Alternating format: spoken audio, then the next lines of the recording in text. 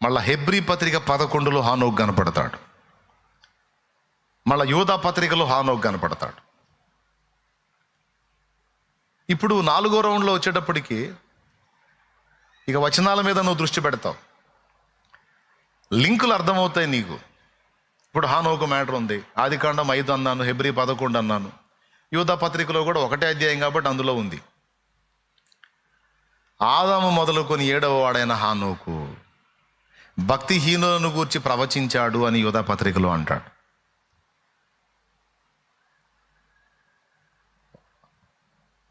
అలాగే విశ్వాసమును బట్టి హానోకు మరణమును చూడకుండా కొనిపోబడింది అంటాడు హెబ్రీ 11లో. హనోకు ఎట్లా కనపడతాడు? హనోకు పాత నిబంధనలో దేవుని భక్తిపరుడు, హెబ్రీ పత్రికలో విశ్వాస వీరుడు, యోధా పత్రికలోనేమో ప్రవక్త.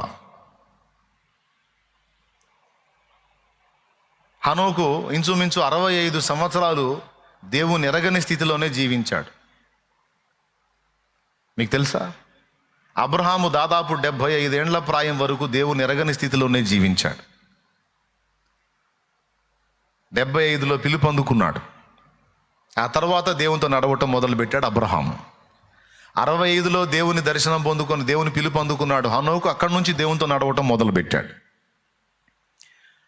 అంటే ఇంచుమించు మనం కానీ కొన్ని సంవత్సరాల లోకంలో జీవించి తర్వాత దేవుని దర్శనం పొందుకొని దేవుని ప్రత్యక్షత పొందుకొని ప్రభు దగ్గరికి వచ్చి మారు మనసు పొంది దేవునితో నడవటం మొదలుపెట్టినట్టు వాళ్ళు కూడా కొన్ని సంవత్సరాలు. అర్థమైందా? అంటే ఇప్పుడు మీరు ఒక 20 ఏళ్ళు దేవుని ఎరగని స్థితిలో బతికారు అనుకోండి, లేదా ఓ 25 ఏళ్ళు బతికారు అనుకోండి.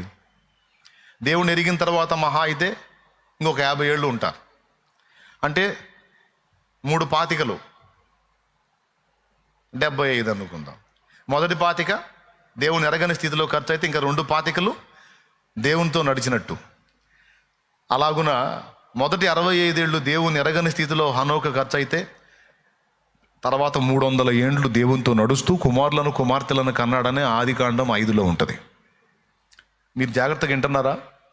స్తోత్రం చెప్పండి.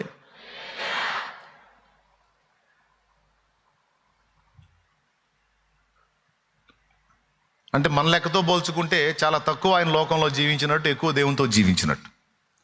ఇక అబ్రహాం దగ్గరికి వచ్చేటప్పటికి అబ్రహాం మొత్తం 175 బతికాడు. 175 ఎన్నేళ్ళు బతికాడు? ఇంచుమించు 175 సంవత్సరాలు అనుకుందాం. మొదటి 75 దేవుని ఎరగని స్థితిలో ఖర్చు అయితే తర్వాత 100 దేవునితో నడిచాడు. ఇక మన విషయానికి వచ్చేటప్పుడు మనం కూడా మొదటి 25 మొదటి 20 లోకంలో ఖర్చు పెడితే మిగిలిన సమయం ఇక దేవునితో నడక అన్నట్టు. వాళ్ళు కూడా ఎరగని స్థితిలో దేవుణ్ణి ఎరగని స్థితిలో బతికిన అనుభవాలు కూడా వాళ్ళకు ఉన్నాయి. ఇంతకీ హానోకు ఎన్ని రకాలుగా కనపడుతున్నాడు? ఒకప్పుడు లోకానుసారి, తర్వాత దేవునితో నడక మొదలుపెట్టిన వాడు, లోకమంతా భక్తిహీనతలో ఉంటే తానైతే భక్తి సాధన చేసినోడు, విశ్వాస వీరుడు, మరణము చూడకుండా కొనిపోబడినవాడు, ప్రవక్త. ఇలాగ ఒక హానోకుని గురించి పాత నిబంధనలో ఆదికాండంలో ఏ వచనం చెప్పింది, దీనికి లింక్ వచనం ఎక్కడుంది? హెబ్రీ పత్రికలో ఒకటి ఉంది, యోధా పత్రికలో ఒకటి ఉంది. మొత్తం కుప్పేసుకుంటే కానీ హానోకు మ్యాటర్ మనకు రాదు. హానోకు మ్యాటర్ మొత్తం నీకు తెలియాలంటే ఆదికాండం ఒక్కటి చదివితే సరిపోదు. ఆదికాండంలో ఒక ముక్క, హెబ్రీ పత్రికలో ఒక ముక్క, యోధా పత్రికలో ఒక ముక్క.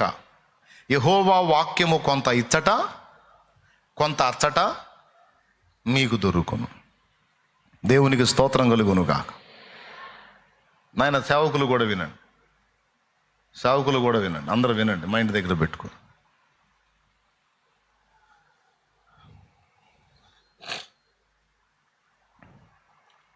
పరిశుద్ధ గ్రంథం దాని స్పెషల్ అదే.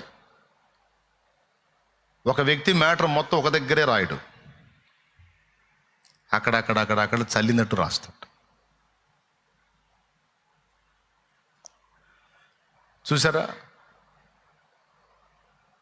నేను చెప్తా అర్థమైద్ది, అందులో చూస్తే అర్థం కాదురా. నేను చెప్తా, నేను ఆ పనే పెట్టుకున్నా. ఇప్పుడు ఇప్పుడు హనోకు మ్యాటర్ మొత్తం మనకు రావాలంటే ఎన్ని పుస్తకాలతో పరిచయం ఉండాలి? ఆది కాండం నుంచి ప్రకటనకు ముందున్నటువంటి యోధా పత్రిక వరకు 65 పుస్తకాలు తెచ్చేస్తే కొన్ని చోట్ల హనోకు మనకి బయటపడుతున్నాడు. ఆదాం సంగతి ఎన్ని చోట్ల ఉంది? ఆది కాండంలో మాత్రమేనా? ఆదాము రోమపత్రికలో కనపడతాడు, ఆదాము ఏబు గ్రంథంలో కనపడతాడు, మరికొన్ని పుస్తకాల్లో ఆదాం కనపడతాడు. ఏబు గ్రంథంలో ఆదాము రొమ్ములో పాపం దాచుకున్నట్టు నేను దాచుకోలేదంటాడు. ఏబు రొమ్ములో దాచడం ఏంటి? కుటుంబముల తిరస్కారానికి భయపడి, కుటుంబముల తిరస్కారమునకు భయపడి ఆదాము తన పాపం రొమ్ములో దాచినట్టు నేను దాచలేదంటాడు. అసలు కుటుంబాల తిరస్కారం ఏంటి? రొమ్ములో పాపం దాచడం ఏంటి? ఏబు గ్రంథంలో ఉంది. మొదటి ఆదాముని గురించి, కడపటి ఆదామని క్రీస్తుని గురించి. అసలు టోటల్ ఆదాం మ్యాటర్ మొత్తం నీకు రావాలంటే ఓన్లీ ఆది కాండం ఒక్కడే చదివితే కాదు, ఆదాముని గురించి ఇంకా మిగిలిన వచనాలు ఏం చెప్తున్నాయి, ఆ వచనాలన్నీ పోగు చేసుకొని ధ్యానిస్తే కానీ టోటల్ ఆదాం మ్యాటర్ మొత్తం నీకు రాదు. అలాగే రాకడ, భవిష్యత్తు, దాన్ని కూర్చున్న ప్రవచనాలు ఎక్కడెక్కడ ఉన్నాయి, అవి ఏం చెప్తున్నాయి, అవన్నీ పోగేసుకోకుండా కొన్ని వచనాలను మాత్రమే ఆధారం చేసుకొని సిద్ధాంతాలు కల్పించినందున దుర్బోధ పుట్టింది. ఒక అంశాన్ని గురించి టోటల్గా వచనాలన్నీ ఆది కాండం నుంచి ప్రకటన గ్రంథం వరకు రాకడను గూర్చినటువంటి సంభవాలను గురించిన సందేశం ఏంటనేది అన్ని వచనాలు ఒప్పేసుకొని ప్రతి వచనానికి సమర్థవంతంగా లేదా సమగ్రంగా సహేతుకంగా నిర్వచనం చెప్పుకుంటూ, న్యాయంగా నిర్వచనం చెప్పుకుంటూ, అన్నిటిని లేఖనాలను గౌరవించుకుంటూ వరుసలో పేర్చుకుంటూ వస్తే కానీ ఒక ప్రత్యక్షత, ఒక రహస్యం నీకు బయటపడదు. అంటే ఒక పజిల్లాగా ఇచ్చాడు. ఎందుకు అట్లా ఇచ్చాడు? మొత్తం ఒక స్టోరీలాగా చక్కగా అన్నీ రాసేయచ్చు అంటే రాయడు అట్లా. ఎందుకంటే ఎదవులకు అర్థం కాకూడదు కాబట్టి. దేవునికి స్తోత్రం కలుగును గాక. నా భాషలో చెప్పాలంటే ఎదవలు ఉన్నారు కొంతమంది, ఎదవులకు అర్థం కాకూడదు. ఇదే గ్రంథాన్ని చూపించి భక్తిహీనుడు భక్తిహీనతలో స్థిరపడాలి, ఇదే గ్రంథాన్ని చూపించి భక్తుడు భక్తిలో పరిపూర్ణత చెందాలి. ఎదవులని నేను ఎందుకు అన్నానంటే, దేవుని వాక్యం మీద గౌరవం లేని వెధవాయులు, దేవుని వాక్యం మీద గౌరవం లేని, ప్రేమ లేని, మర్యాద లేని, దాని విలువ ఎరగనటువంటి వెధవాయులు చదివినప్పుడు దేవుని రహస్యం వాడికి తెలియకూడదు. అందుకే మార్మికంగా ఒక పజిల్లాగా పెట్టాడు. యెహోవా భక్తులకి తన ఆత్మ ద్వారా వాటిని బయలుపరుస్తాడు. ఆత్మ లేని వాడు చదివితే వాడికి అర్థం కాదు. అందుకే కొంతమంది సైకోగాళ్ళు తయారయ్యారు. కొంతమంది దేవుని పట్ల సరైనటువంటి ప్రేమ గౌరవం లేని వ్యక్తులు మళ్ళీ లోకానుసారులు అయిపోయారు. మరి ఎవరికి అర్థమవుతుంది? దేవుని యందు భయభక్తులు కలిగిన వారికి యెహోవా వాక్య మర్మము తెలిసే ఉన్నది. మనకైతే ఇప్పుడు దేవుడు తన ఆత్మ ద్వారా వాటిని బయలుపరిచెను.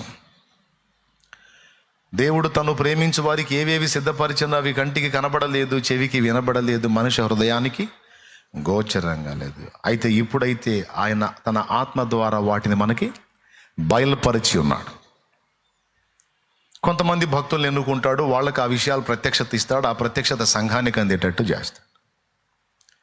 ఎవరైతే ఆయన వాక్యాన్ని ప్రేమిస్తారో గౌరవిస్తారో వారికి అది అందుద్ది.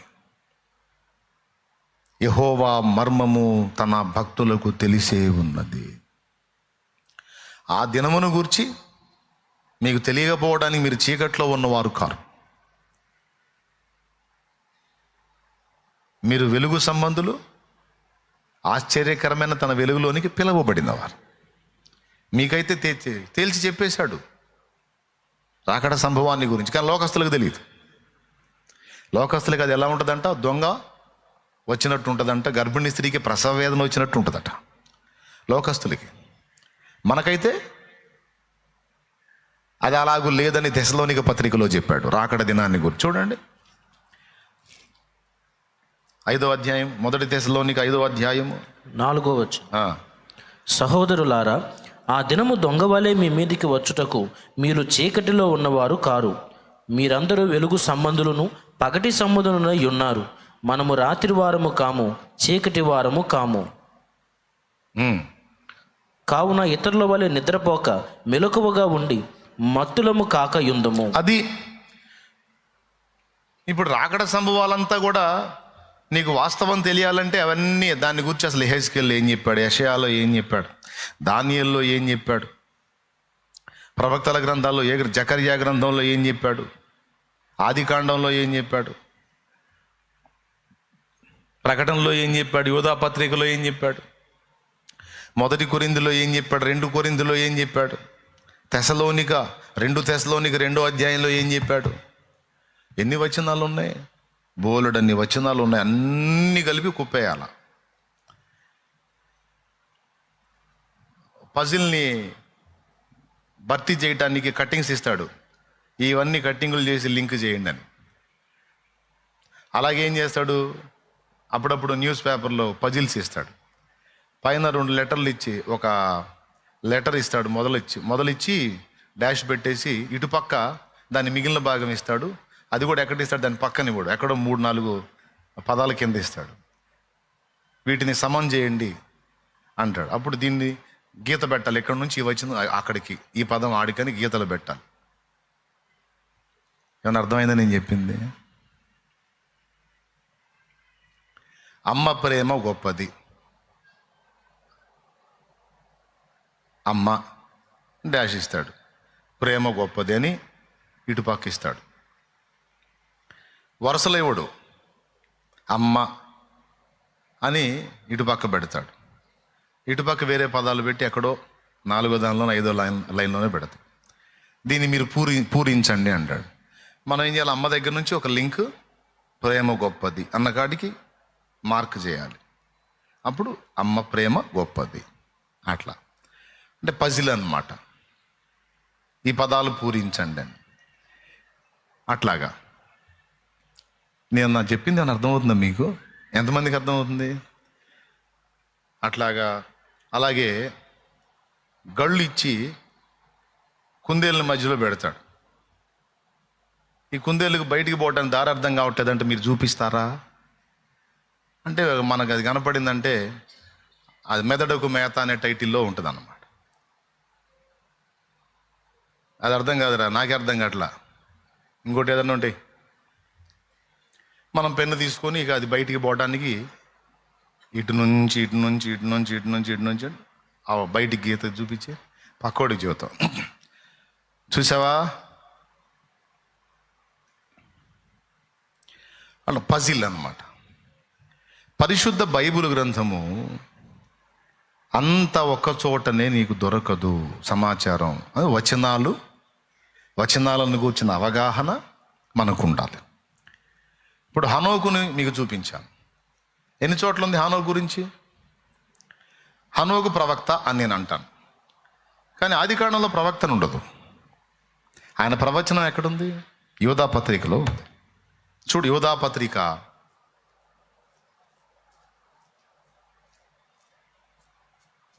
14వ వచనం ఒకసారి చూడు. అది ఎక్కడేముంది? అక్కడ ఆదాము మొదలుకొని 7వ వాడైన హానోకు కూడా వీరిని గూర్చి ప్రవచించేవాడెవరు? ప్రవక్త. ఇప్పుడు మీలో కొంతమంది అప్పుల వాళ్ళకి, కొంతమంది రోగాలతో బాధపడుతున్న వాళ్ళకి ఇప్పుడు నేను చెప్పే మ్యాటర్ ఏంటే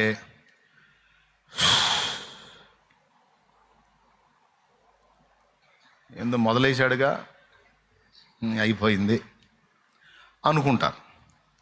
నేను చెప్తున్నాను, నీ అప్పులు, రోగాలు, కేసులు, ఉద్యోగ ప్రయత్నాలు, నీ తిప్పలన్నీ దేవుడికి తెలుసు. రోగానికి ఔషధం వాక్యమే అన్నాడు, సమస్యలకు పరిష్కారం వాక్యమే అన్నాడు. నువ్వు చేసే ప్రయత్నాల సఫలత వాక్యంలోనే ఉందన్నాడు. నీకు మైండ్ సరిగ్గా పనిచేస్తే నువ్వు యెహోవా వాక్యం మీద మనసు పెట్టు, అవన్నీ ఆయనే డీల్ చేస్తాడు. అది కూడా వాక్యంలోనే ఉంది. సామెతల గ్రంథం 4లో 20వ వచనం అనుకుంటాను, ఒక్కసారి చూడండి.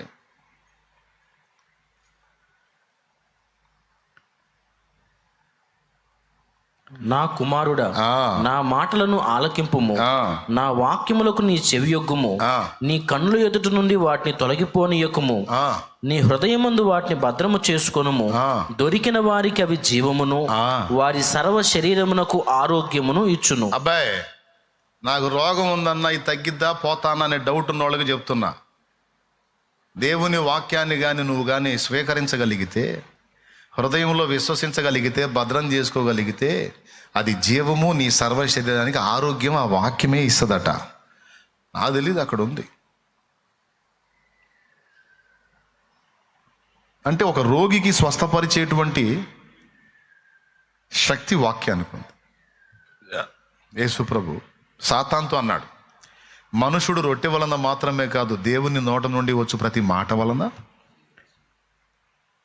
రొట్టె తింటే బతుకుతాడు అనుకుంటారు సహజంగా. మరి రొట్టె తిన్నోళ్ళు కూడా రోగాల పాలే చచ్చిపోతున్నారుగా. కానీ దేవుని వాక్యం స్వస్థపరుస్తుందట. ఉందా లేదా? సర్వ శరీరమునకు ఆరోగ్యం అని ఉంది. ఏంటిది? దేవుని వాక్యం. ఓకేనా? రైట్. కాబట్టి రోగులారా, వాక్యాన్ని ప్రేమించి, వాక్యాన్ని విశ్వసించి, వాక్యాన్ని హృదయంలో భద్రం చేసుకొని వాక్యాన్ని ధ్యానించండి, తప్పకుండా స్వస్థత వచ్చింది. ఒకటి. ఇక ప్రయత్నాల్లో ఉండి సఫలం కాక ఇబ్బంది పడుతున్న వారలారా, మీ ప్రయత్నాల సఫలత కూడా వాక్యంలోనే ఉంది. వచనం చూపిస్తా. కీర్తనల గ్రంథము 1వ కీర్తన 1, 2, 3 వచనాలు ఒక్కసారి చదవండి.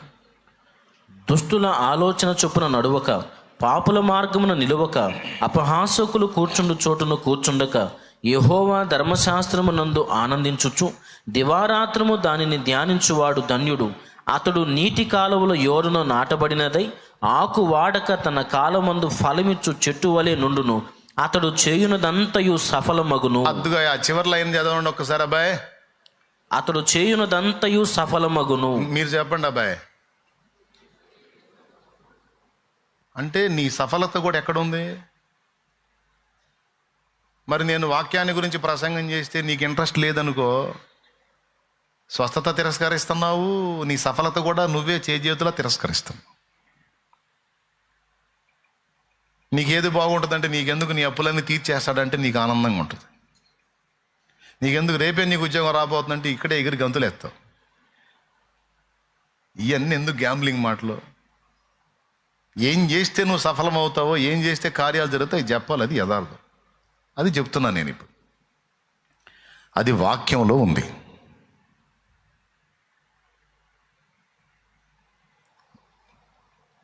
నువ్వు ఇష్టపడ్డ వాటన్నిటినీ, నువ్వు కోరుకున్నవన్నీ పొందాలని ఎంతమందికి ఉందండి? నేను కొన్ని ఆశిస్తున్నాను, అవన్నీ నేను పొందుకోవాలని కోరిక నాకుంది అన్నోళ్ళు చేతులు ఎత్తండి. అట్లయితే వాక్యమే. యోహాను సువార్త 15వ అధ్యాయం 7వ వచనం. 15:7 యోహాను సువార్త. నా యందు మీరును మీ యందు నా మాటలను నిలిచి ఉండిన ఎడల మీకేది ఇష్టమో అడుగుడి, అది మీకు అనుగ్రహింపబడు. అయ్యో, నీ వాక్యం వద్దులే కానీ ముందు మాకు పని అయిద్దా కాదా చెప్పు అంటే ఎట్టా? జనాలు వ్యవహారం అంతా అదే. ఇప్పుడు నీ ప్రసంగాలు కాదు మాకు, ఇప్పుడు మాకు ఏదన్నా ఇద్దా కాదా, ఇదే గోల. ఉన్నదంతా ఆడుందని, తాళం అక్కడుందని నేను చెబుతున్నా. అది విషయం. ఎక్కడున్న వాళ్ళకి, ఎక్కడెక్కడ ఉండి చూసే వాళ్ళకి అందరికీ చెప్తున్నా, తాళం ఎక్కడుంది? మానవాళి జ్ఞానమే వైభవమొసగే రత్నమే, మానవాళి జ్ఞానమే వైభవమొసగే రత్నమే, మార్గం చూపే దీపమే మది మంతలు మెచ్చడిదేనయ. వేద పుస్తకమా, వేద పుస్తకమా, వేద పుస్తకమా, వేలలేని నిధి, వేద పుస్తకమా. వేద పుస్తకమా వెలలేని నిధి నీవే. దేవుని గొప్ప నామానికి మహిమ కలుగునుగాక. ఇంకా చాలా ఉన్నాయి. స్వస్థత కావాల్సిన వాడికి ఎక్కడ రమ్మన్నాడు? వాక్యం దగ్గరికి రా. చేసే ప్రయత్నాలు సఫలం కావాలంటే ఎక్కడికి రావాలి? నేను చెప్పినాడు ఉందా? ఇష్టమైనవన్నీ సిద్ధింపజేసుకోవాలంటే ఎక్కడికి రావాలి?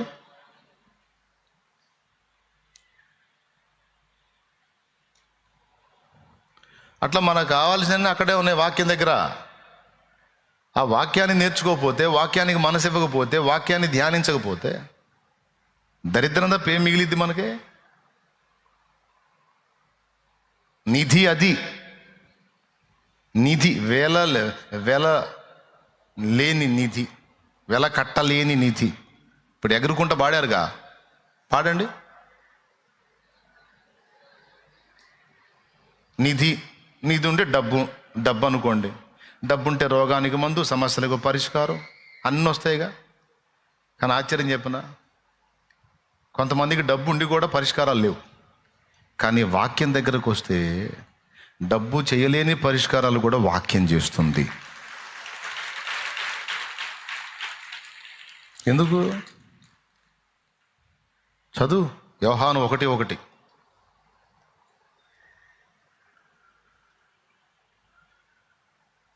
డబ్బులు చేయలేని దేవుడు చేస్తాడా చేయడా? ఆ వాక్యం ఏమైందో చదువు.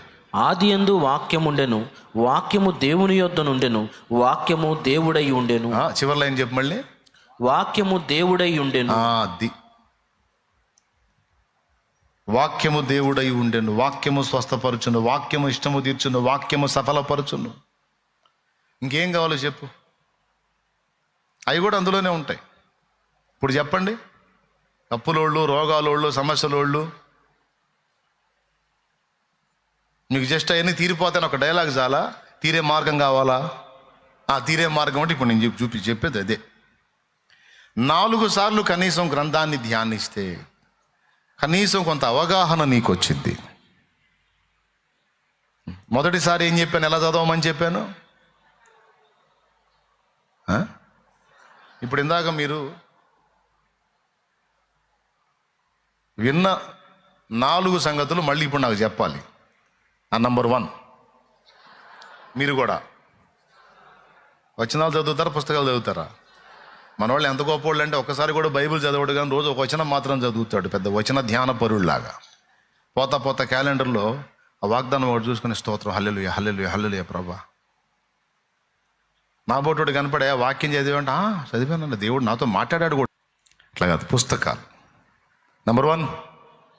నంబర్ 2, వ్యక్తుల ముఖ చిత్రాలు, వాళ్ళ జీవితాలు ఏంటని వ్యక్తులు.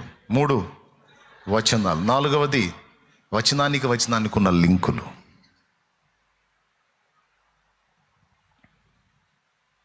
లేకపోతే 3వ స్థానంలో అంశాలు పెట్టుకో. నేను చెప్పినట్టు రాసుకో. ఇప్పుడు నేను చెప్తాను, నీట్గా రాసుకో. మొట్టమొదటిది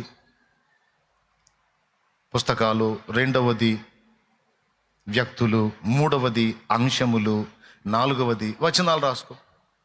సూపర్ ఉంటుంది.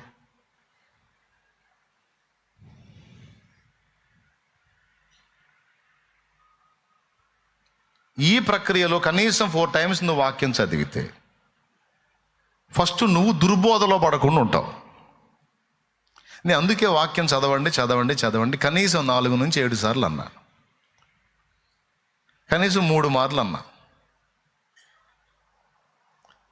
మరీ దరిద్రం ఏంటంటే, యేసుప్రభు నమ్ముకొని ఎన్నేళ్ళు అంటే ఇప్పుడాడు పోయబ్బా నేను 14 ఏళ్ళు 15 ఏళ్ళు అయింది అంటాడు చెయ్యి పైకి లేపి. ఇప్పుడాడా 14 ఏళ్ళు 15. ఎన్నిసార్లు చదివామంటే బైబిల్ మనకి ఏడ కుదురుతుంది. పోసుకోలు కబుర్లు, సోజ్ మీటింగ్ లేట్ అని